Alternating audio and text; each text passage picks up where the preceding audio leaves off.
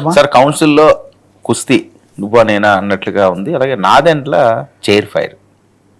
Yeah council going to be కురుక్షేత్రాన్ని, మన కౌన్సిలే ప్రధానమైన కురుక్షేత్రం అని తేలింది. అది ఈసారి మరింత చాలా ఎక్కువగా జరిగింది. అది ఏది మత గజాలు కదా తలపడినట్టుగా బొత్స సత్యనారాయణ అచ్చెం నాయుడు ఇది అయిన తర్వాత మధ్యలో నాదెండ్ల.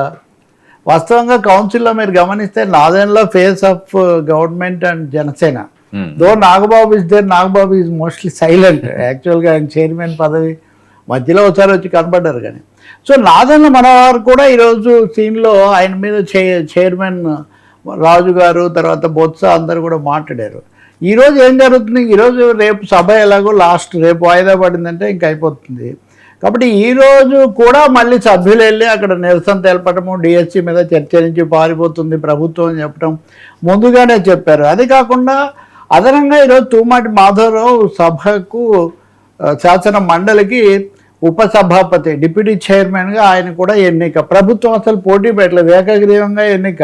ఇది చాలా ఆశ్చర్యకరంగా కనిపిస్తుంది. అంటే ఇంత హోరాహోరీ రాజకీయంలో అంటే అక్కడ సంఖ్యాబలం లేదు కాబట్టి ఎలాగో దెబ్బతింటాం ఎందుకని ప్రభుత్వం చేస్తుండొచ్చు. ఆయన ఏకగ్రీవంగా ఎన్నికయ్యారు. ఆయన అందరూ అభినందించారు.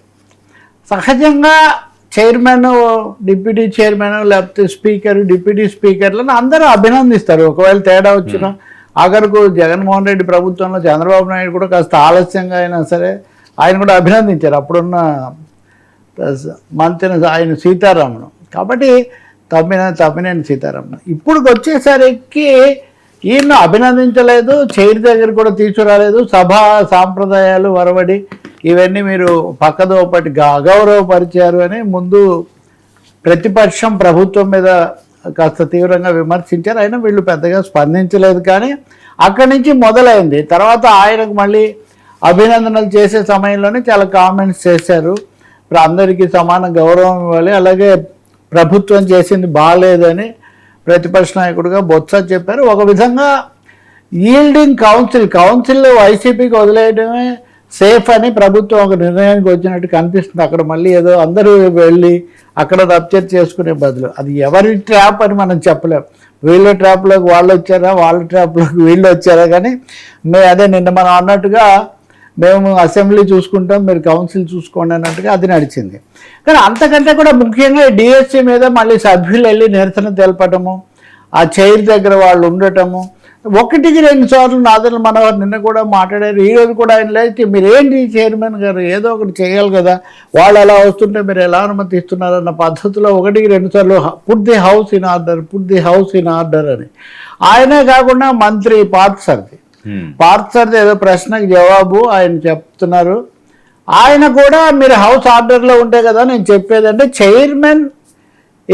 Chairperson is not putting the house in order అనేది అధికార పక్ష నుంచి 1-4 సార్లు వచ్చింది.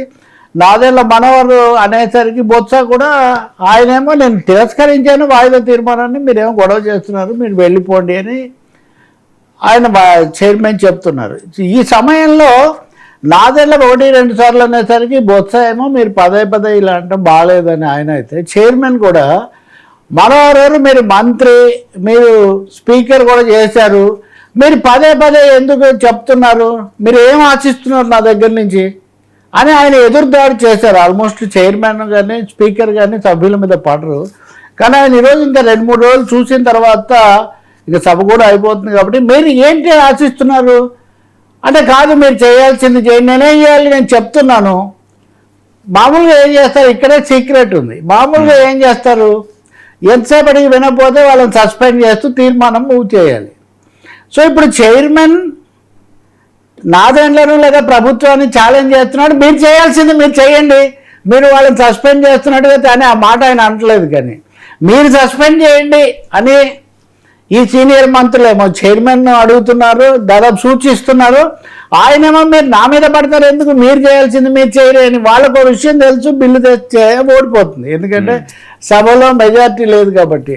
సో ఈ క్రమంలో అచ్చెన్నాయుడు కూడా ఒకసారి నిన్ననే మాట్లాడుతూ మేమేం సస్పెండ్ చేయమని చెప్పట్లేదు, కానీ మీరు తగిన ఇది తీసుకోవాలని. సో ఈరోజు మళ్ళీ పార్థసారథి కూడా గొంతు కలిపి వీళ్ళిద్దరు కూడా తీవ్రంగా చేసేసరికి మీరు పద్ధతిగా ప్రభుత్వం చేయాల్సింది చేయకుండా నన్ను చెప్తే నేనే చేస్తాను, నేను వాళ్ళకి అప్పీల్ చేస్తున్నాను, వాళ్ళని వెళ్ళమంటున్నాను గతంలో కూడా సభలో ఇలాంటివి జరిగాయి, నిజంగా కూడా చాలా తీవ్రంగా చించేసినవి ఇట్లాంటివి అవి ఉన్నాయి కదా అని చెప్పి ఆయన ఛాలెంజ్ చేశారు. అప్పుడు మనవారు మళ్ళీ లేచి ఆయన రూల్ నెంబర్ 59 అది కూడా చదివి ఒకసారి తిరస్కరించిన తర్వాత ఇలా రాకూడదు, వస్తే ఏం చేయాలి, చర్య తీసుకోవాలన్నట్టుగా మాట్లాడారు.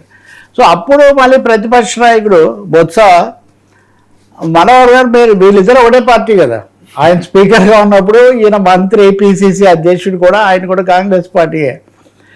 మీరు సభలో ఉన్నప్పుడు జరిగిన లాంటి సన్నివేశాలు ఇక్కడ జరగాలని నేను కోరుకోవట్లేదు, అది బొత్స వాడిన మాట.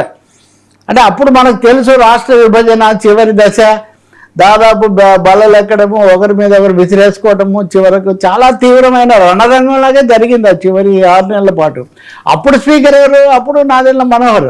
అంటే మీరున్నప్పుడు జరిగినది అట్లా జరగాలని నేను కోరుకోవట్లేదు అని అనడం అంటే పరోక్షంగా ఇప్పుడు వచ్చి చెప్తున్నారు, కానీ అప్పుడు మీరు ఏం చేశారు అన్న పద్ధతిలో. ఇవన్నీ కూడా అక్కడున్న రాజకీయ వాస్తవాన్ని చూపిస్తున్నాయి. కౌన్సిల్ను ఇంకా మనకు అనవసరం అని చెప్పి ప్రభుత్వం ఒక విధంగా చేతులు ఎత్తేసింది అనొచ్చు. నిన్న లోకేష్ ఉన్నారు, కాస్త ఏదో లాంఛనంగా ఒక ప్రకటన చేసి వెళ్ళిపోయారు తప్ప ఆయన ఈరోజు ముఖ్యంగా రాలేదు. మొదటి రోజు వీళ్ళిద్దరు తిట్టుకున్నారు.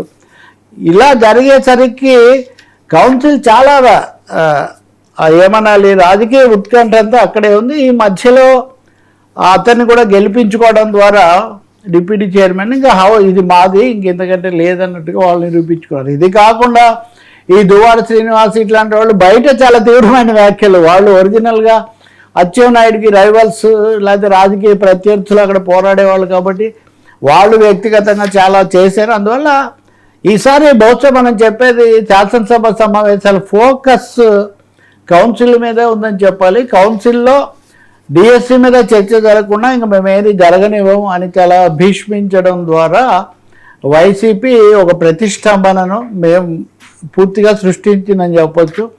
ఏపీపీఎస్సీ మీద దానికి అప్పుడు చైర్మన్గా ఉన్న ఆయన పిఎస్ఆర్ ఆంజనేయులు ఐపీఎస్ ఆఫీసర్, ఆయన మీద పెట్టారు కదా. అవన్నీ కూడా ఇప్పుడు నిన్న ఉదాహరణకు ఏపీ వెంకటేశ్వరరావు బయట మాట్లాడుతూ ఇవన్నీ తెలిసే చేశారు, కావాలని చేశారని కూడా ఆయన తీవ్రంగా మాట్లాడారు.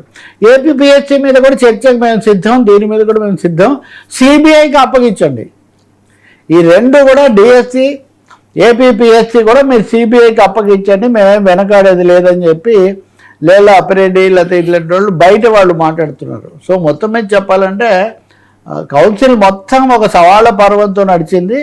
బహుశా ఇంకా రేపటి వరకు కూడా హౌస్లో ఇంకా వేరే బిజినెస్ ఏమి జరుగుతుంది, ఏమి ట్రాన్సాక్షన్స్ జరుగుతాయని మనం చెప్పలేం. కాకపోతే ప్రభుత్వం ఇచ్చిన ఉత్తర్వులు లాంఛనంగా ఆమోదించాల్సినవి టేబుల్ మీద పెట్టడం అంతవరకు జరిగే ప్రక్రియ ఒకటి తప్ప మిగిలినవేమీ జరగలేదు. బహుశా వర్ల రామయ్య ఇంకొక మహిళను కూడా ప్రభుత్వం గవర్నర్ కోటాలో తీసుకొస్తుంది. వాళ్ళు రావటం గవర్నర్ కోటాలో వచ్చినా బహుశా ఈ పరిస్థితిలో వర్ల రామయ్య లాంటి వాయిస్ వస్తే కొంచెం తోడవుతుందని కూడా భావిస్తూ ఉండొచ్చు. ఆయన గతంలో రాజ్యసభ ఇట్లాంటివన్నీ అయిన తర్వాత మొత్తానికి ఆయన కూడా కొంచెం సర్దుకున్నట్టున్నారు. ఇది జరుగుతుంది. ఇప్పుడు 6 రాజీనామా చేసిన సభ్యుల యొక్క విషయం ఇంతవరకు తేలలేదు. నేను మీరు అడిగారు కదా ఎంతకాలం, బహుశా 6 నెలలకు ఒకసారి జరుగుతాయి సభలు, లేకపోతే మధ్యలో స్వల్ప వ్యవధి సమావేశాలు జరుగుతాయి. ఇంకొక 6 నెలలు, ఒక ఏడాది మటు వరకు ఇలాగే పరిస్థితి కొనసాగొచ్చు. కానీ ఇది వాంఛనీయం కాదు. ఎందుకంటే పెద్దల సభలో కొంచెం శాసనసభలో రాని విషయాలు ఇక్కడ చర్చకు రావడం, కొంచెం లోతుల్లోకి వెళ్ళటం, ఉపాధ్యాయ ప్రతినిధులు లేకపోతే పట్టభద్రుల ప్రతినిధులు కూడా మాట్లాడడం, ఇట్లాంటివి ఈ సభలో జరగాలి. కానీ ఇప్పుడు అదే జరగట్లేదు. గతంలో కూడా ఇలాగే అయింది. ఈ 2 సభలు ఉన్నప్పుడు ఎప్పుడు కూడా, మీరు ఎన్టీఆర్ ఉన్నప్పుడు కూడా, ఎన్టీఆర్ ప్రభుత్వం మొదట్లో వైఎస్ ఉన్నప్పుడు కదా మళ్ళీ పునరుద్ధరించబడింది, మధ్యలో కొంతకాలం రద్దయింది. అప్పుడు రోసయ్య కౌన్సిల్లో ఉండేవాళ్ళు, రోసయ్య లాంటి వాళ్ళు చాలామంది, రోసయ్య కానీ జూపూడి కానీ మోటూరు హనుమంతరావు గారు లాంటి వాళ్ళు చాలామంది, దిగ్గజాల లాంటి వాళ్ళు, అలాగే ఉపాధ్యాయ నాయకులు కూడా బలమైన సీనియర్లు ఉండేవాళ్ళు. సో కౌన్సిల్ చెక్ పాయింట్గా ఉండేది. ఇక్కడేమో పొలిటికల్ వార్ జోన్గా మారింది. చెక్ పాయింట్ కాస్త ఒక వార్ జోన్గా కౌన్సిల్ మారడం అనేది ఇక్కడ మనం గమనిస్తాం. వాస్తవానికి బొత్స కూడా అసెంబ్లీకి ఓడిపోయిన తర్వాత కౌన్సిల్కి నామినేట్ చేయబడిన వ్యక్తి కదా. సో బొత్సాన్ని ఎందుకైతే తెచ్చారో ఆ లక్ష్యం కొంతవరకు నెరవేరినట్టుగా, ఆయన మల్లగుల్లాలు ఏం పడినప్పటికీ అంతవరకు జరిగినట్టు కనిపిస్తుంది. ఒక దశలో గతసారి అయితే ఆయన తీవ్రమైన ఒత్తిడికి గురయ్యి ఆరోగ్యమైన ఆసుపత్రిలో కూడా చేరినంత పరిస్థితి కూడా మనం గమనించాం. సో ఇంకొంచెం పెరిగినట్టుంది ఒత్తిడి. సరే, ఏపీలో బలాలు తేలిపోయా, మళ్ళీ ఈవీఎంలు రచ్చ. నేను సాయంత్రం మా ముఖ్యమంత్రి చంద్రబాబు నాయుడు ఈ బీసీల రిజర్వేషన్ సంబంధించి బిల్లు పెట్టారు. అలాగే స్థానిక ఎన్నికలకు సంబంధించి ఏం చేయాలి, ఏ ఏ పద్ధతుల్లో ప్రాతినిధ్యాలు పెంచాలి, ఇలాంటి చర్చను వివరంగా చేశారు. కనీసం ఈ రిజర్వేషన్ స్థానిక అంశము ఆమోదించడానికైనా వైసీపీ సభకు రావాల్సింది కదా. ఈ సభకు రాకుండా ఈ బాధ్యత లేదా వాళ్ళకు బీసీలకు